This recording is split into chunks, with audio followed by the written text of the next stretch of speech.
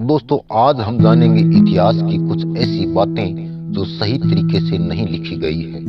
नमस्कार दोस्तों, मैं हूं आपका दोस्त रेवंत राम और आप देख रहे हो बागड़ी ज्ञान यूट्यूब चैनल की इंटरेस्टिंग वीडियो। तो दोस्तों, आज का हमारा दृष्टिकोण रहेगा वीर सावरकर जी की जिंदगी के कुछ अहम पहलुओं पर।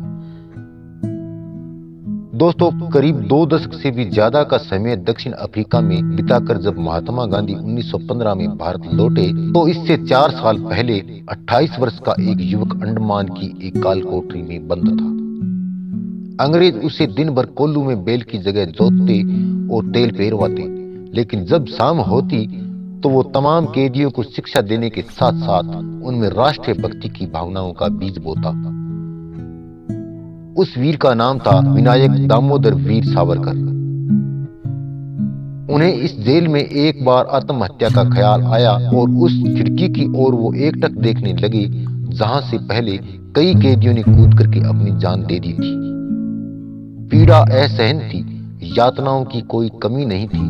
अंधेरा उन कोठरियों में ही नहीं बल्कि उनके दिलो दिमाग पर भी छाया हुआ था, लेकिन जिंदा रहने की जिद ने उसे जिंदा रखा और अन्य कैदियों को भी आत्महत्या के विमुख कर दिया। लेकिन नहीं, हमारे इतिहासकारों का कहना है कि वीर सावरकर ने मर्सी पेटिशन लिखा, सॉरी कहा, माफी मांगी और उन लोगों ने इतिहास में उन्हें इस तरीके से नहीं लिखा जिसके वो असली हकदार थे। हाँ, यह बात सत्य है कि गांधी जी की कहे जाने पर ही उन्होंने अंग्रेजी हुकूमत को दया याचिका की गुहार लगाई थी, लेकिन वह उनकी रणनीति का एक हिस्सा था, क्योंकि उन्हें किसी भी तरीके से अंडमान सेल्यूलर जेल से बाहर आना था। मेरा उन लोगों से सीधा सवाल है कि काकोरी कांड में क्रांतिकारी राम प्रसाद बिस्मिल ने भी तो माफी मांगी थी, तो क्या उन्हें आप डरपोक करार देंगे? मेरे ख्याल से किसी भी क्रांतिकारी को इस दृष्टि से देखना बिल्कुल गलत है। कौन है ऐसा स्वतंत्रता सेनानी जिसे 11 साल काला पानी की सजा मिली हो? ना ही नेहरू तो ना ही गांधी। नाना साहब पेशवा, महारानी लक्ष्मीबाई और वीर कुंवर सिंह जैसे कितने ही वीर इतिहास में दबे पड़े थे जिन्हें 1857 का सिपाही विद्रोह बताया गया था। तब इसका पर्दाफाश करने के लिए वीर सावरकर लंदन की लाइब्रेरी का किसी तरह एक्सेस लेकर के दिन रात अंग्रेजों के एक एक दस्तावेज को पढ़कर सच्चाई की तह तक जाते हैं जो देशवासियों से बिल्कुल छिपाई गई थी। और उन्होंने ये साबित कर दिया कि ये सैनिक विद्रोह नहीं बल्कि प्रथम स्वतंत्रता संग्राम था। अंग्रेज इतने डरे हुए थे कि 1857 के घटनाक्रम अगर भारतवासियों तक पहुंच गया तो क्रांति की आग चारों तरफ फैल जाएगी, और आखिरकार ऐसा हुआ भी। वीर सावरकर ने एक ऐसी पुस्तक लिखी जिसमें 1857 की क्रांति का खूब वर्णन किया, जिसे पढ़ करके आगे चलकर भगत सिंह, चंद्रशेखर जैसे कई क्रांतिकारी पैदा हुए।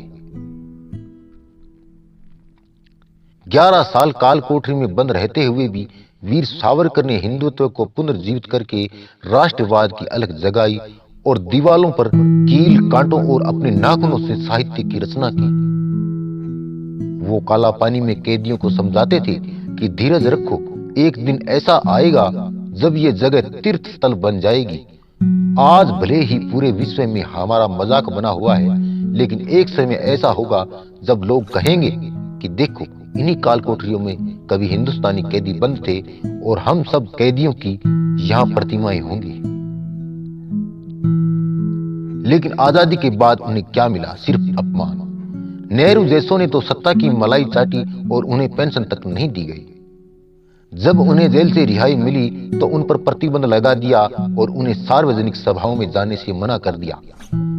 यह सब उसी भारत में हुआ जिसकी स्वतंत्रता के लिए उन्होंने अपना जीवन खपा दिया था। आजादी के मतवाले से आजादी उसी देश में छीन ली गई जिसे उसने आजाद करवाने के लिए कोई कसर नहीं छोड़ी। जब शास्त्री जी पीएम बने तो उन्होंने पेंशन का जुगाड़ कर दिया। आज आप अंडमान जाते हो तो सीधा वीर सावरकर इंटरनेशनल एयरपोर्ट पर उतरते हो। सेल्यूलर जेल में उनकी प्रतिमा लगी हुई है। उस कमरे में प्रधानमंत्री जी भी जाते हैं और उन्हें नमन करके आते हैं, लेकिन वहीं कुछ लोग उन्हें वीर और क्रांतिकारी ना बताकर उनका अपमान करते हैं। और तब दिल से कुछ ऐसे शब्द निकलते हैं कि हजारों झूले थे फंदे पर, लाखों ने गोली खाई थी, क्यों झूठ बोलते हो साहब कि आजादी चरखे से आई थी। दोस्तों यहां तक अगर आपने वीडियो को पूरा देख लिया है, एक बार मैं आपसे रिक्वेस्ट करता हूं कि चैनल को सब्सक्राइब करें और बेल आइकन को अवश्य दबाएं और वीडियो को लाइक और शेयर अवश्य करें और वीर सावरकर जी के बारे में एक प्यारा सा कमेंट अवश्य लिखें।